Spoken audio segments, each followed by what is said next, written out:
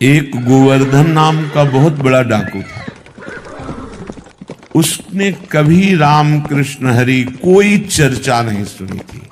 कुल परंपरागत वो ऐसे चोरी का काम करना, हिंसा का काम करना, ऐसे। पर भगवत कृपा से उसका नाम गोवर्धन ऐसा नाम पड़ा था, बड़ा परम पावन नाम।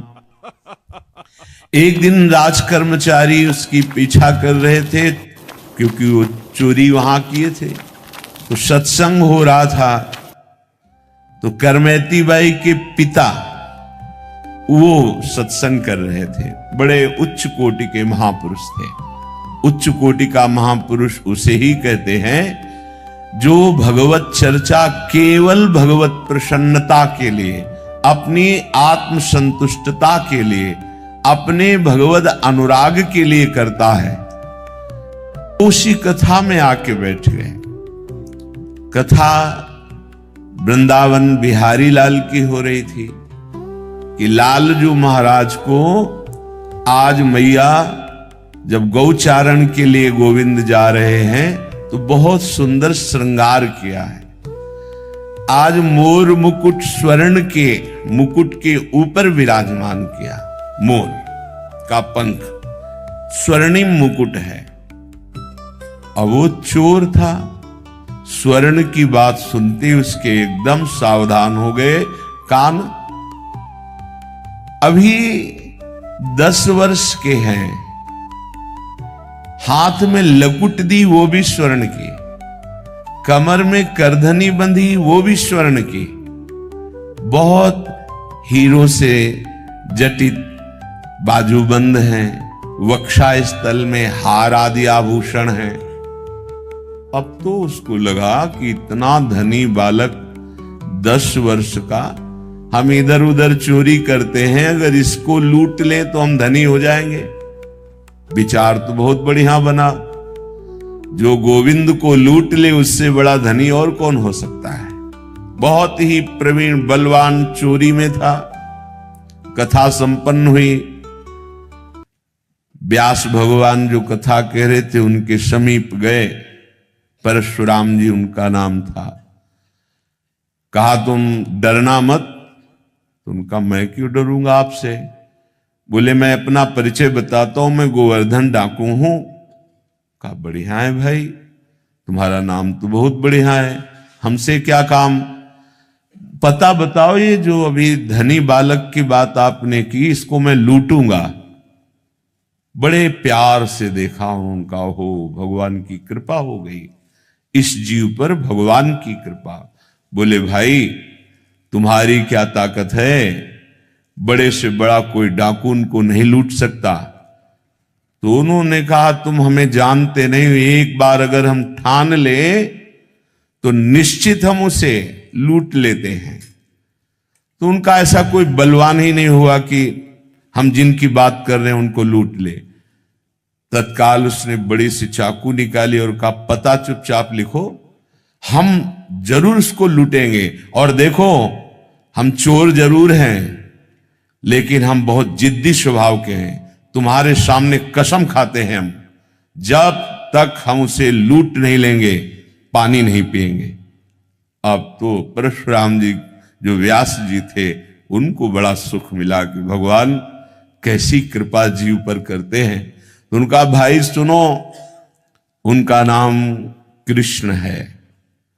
वो वृंदावन में गौएं चराते हैं, पर वो देखने को तो 10 वर्ष के हैं पर प्रवीणता उनकी बहुत बड़ी है। वो जल्दी किसी के फुसलाने में फुसलने वाले नहीं और धमकाने में डरने वाले नहीं। तुमने ठान लिया इसलिए मुझे लगता है तुम लूट सकते हो, क्योंकि जो ठान ले, निश्चय कर ले तो ये दुर्लभ नहीं है, फिर ये मिल सकते हैं। उसने कहा पक्का, पर मुझे नाम पता नहीं, याद रहे कि ना रहे, नाम बताओ। तो उनका सहज सरल नाम का श्याम सुंदर है। श्याम सुंदर, श्याम सुंदर, वृंदावन में श्याम सुंदर, वृंदावन में श्याम सुंदर। भजन बनने लगा। देखो सत्संग का प्रभाव देखो। भगवत मिलने के लिए कमर कस ली, भगवान का साक्षात्कार करने के लिए अनजाने में शपथ खा ली, जब तक देखूंगा नहीं पानी नहीं पीऊंगा। जब चलने लगे तो परशुराम जी ने कहा, भाई आखिरी उपाय मैं बता देता हूं, जब तुम्हारा बल ना चले तो देखो अभी हम लाते हैं हमारे घर में ठाकुर को भोग लगाने के लिए माखन मिश्री है, और उसको ये बहुत प्यारा है माखन मिश्री। जब वो तुम्हारी घुड़की से, तुम्हारी चतुरता से ना लूटे तो फिर प्यार से तुम उसे लूट सकते हो। ये माखन मिश्री खवाना और लूट लेना। हाँ, ये बात तो ठीक है। माखन मिश्री भी रख ली। पैदल वहां से चला वृंदावन के लिए। वृंदावन श्याम सुंदर, वृंदावन श्याम सुंदर। कैसी भगवान की कृपा होती है। नाम जब शुरू, नामी के धाम का स्मरण, और वही भावना करता जा रहा है। ऐसा मुकुट पहने थे, ऐसा हार पहने थे, ऐसी बाजूबंद थी, ऐसी करधनी, ऐसी, ये सब हमको लूटना है। बड़ा प्रसन्न, पानी भी नहीं पिया। अब जब वृंदावन में आया, अब वो पूछता है कि श्याम सुंदर यहां गौएं कहां चराते हैं। लोगों ने समझा बावरा है, पागल हो गया है, क्योंकि वो तो द्वापर में भगवान प्रकट हुए थे, वो लीला की थी गौएं चराने की। अब इस कलयुग में कहां ऐसा। तो किसी ने ना तो परिचय बताया, उसको लगा गौएं तो कहीं जंगल में चराते होंगे। तो ब्रजमंडल में जहां जहां लता पता वृक्षों के समुदाय, वहां देखता तो गौएं दिखाई देती, पर वहां कहीं जैसा परिचय बताया था वैसा गोप चरवाहा नहीं दिखाई देता। प्यास से व्याकुल, भूख से व्याकुल, लूटने का दृढ़ संकल्प, पुकारा श्याम सुंदर, श्याम सुंदर। कोई आर्त भाव से भगवान को पुकारे तो भगवान एक ही नाम में प्रकाशित हो जाते हैं। हार गया ढूंढते ढूंढते। लूटने की कसम खाई है, अगर नहीं मिले तो पानी भी नहीं पीऊंगा, प्राण भले त्याग दूं। जहां ऐसा समर्पण, और जो हार गया तो उसके हृदय में आर्त भाव आ जाता है। श्याम सुंदर। दृश्य बदल गया। जब आंख खोली तो देखा बहुत ही दिव्य, सब नवीन गौएं, ऐसी गौएं जिनके देखने मात्र से उसके हृदय की प्यास, भूख की जलन शांत हो गई, क्योंकि सब श्रुति स्वरूपा, भगवत स्वरूपा है। और उनके मध्य में जैसा कथा में सुना था वैसा ही प्रभु को देखा। सोचा ये तो बालक है, सखा लोग, ये हमारा क्या कर लेंगे। गया श्याम सुंदर। प्रभु बहुत मुस्कुराकर नेत्र नचाते हुए देखे।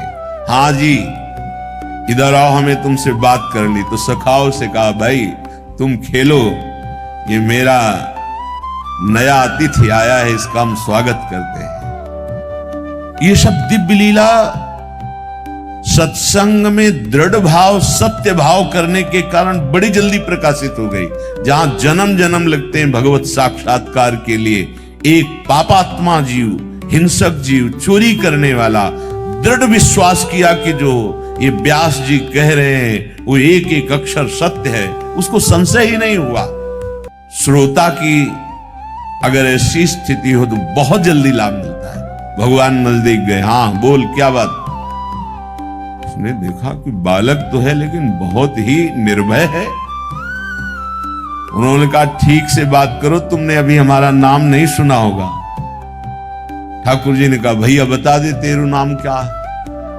बोले गोवर्धन। तो बोले हमारा नाम नहीं सुना होगा, हमारा नाम है गोवर्धन धारी, तेरे से बड़ा नाम है। अब उसने कहा कि देखो बातें मत बनाओ, अपने मुकुट उतारो, बाजूबंद उतारो, ये करधनी उतारो, ये सब रखो, जानते हो हम चोर हैं। भगवान ने कहा, भैया गलत जगह आ गए। तुमसे हम बड़े चोर हैं? हम चित्त चुराते हैं, अनेक जन्मों के संचित पापों को चुरा लेते हैं, तुम हमें डरा नहीं सकते। उसको बहुत प्यास भी लगी थी, भूख भी लगी थी। उसने सोचा कि आखिरी वाला दांव, ये बहुत प्रवीण बालक है, जैसा पंडित जी कह रहे थे कि भयभीत भी नहीं होगा और फुसलाने में आ सकता है। अब तो माखन मिश्री निकाली और कहा, लाला ये माखन मिश्री खा लो। प्रभु ने देखा, अच्छा तुम मुझे माखन मिश्री पवाना चाहते हो? ये माखन मिश्री उन महाभागवत के कर कमल द्वारा भावना से दिया हुआ था। प्रभु ये जीव भटका हुआ है, ये सत्संग से प्रभावित होकर आपकी तरफ चला है, नाथ ये भेंट स्वीकार कर लेना।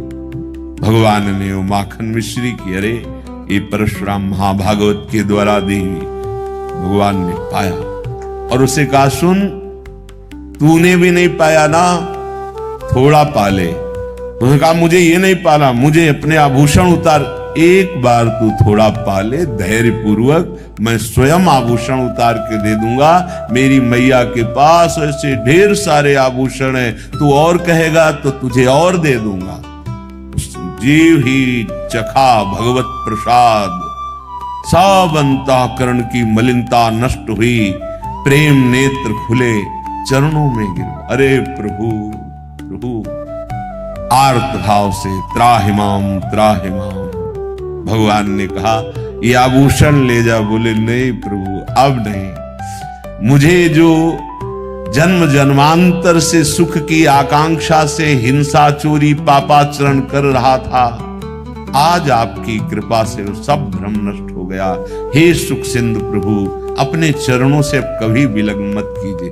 भगवान ने उसे अपने नित्य सखा के रूप में, अर्थात उसका शरीर पूर्ण हुआ और वो नित्य सखा स्वरूप होकर सदैव सदैव के लिए गोविंद की सेवा